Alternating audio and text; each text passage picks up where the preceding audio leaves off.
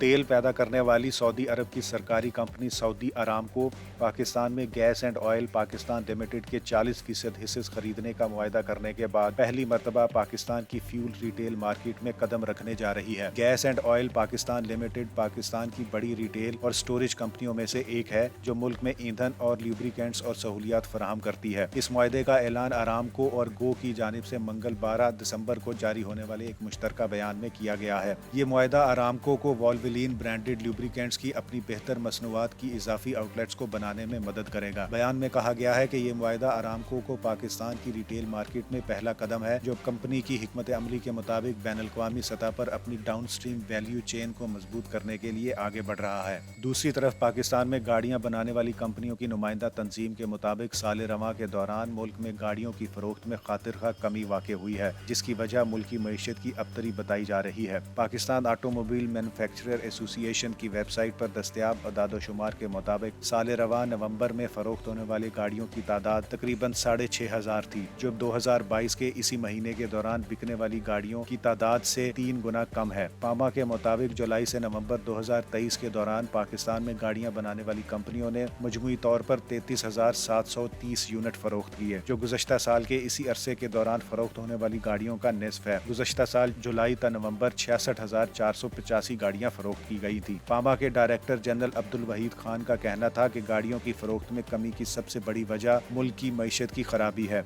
Interview में गुफ्तगू करते हुए उन्होंने कहा कि खराब मईशत के बायस मुल्क में बेहंगम महंगाई है और चीज़ों की कीमतों में बेइंतहा इजाफा हो चुका है।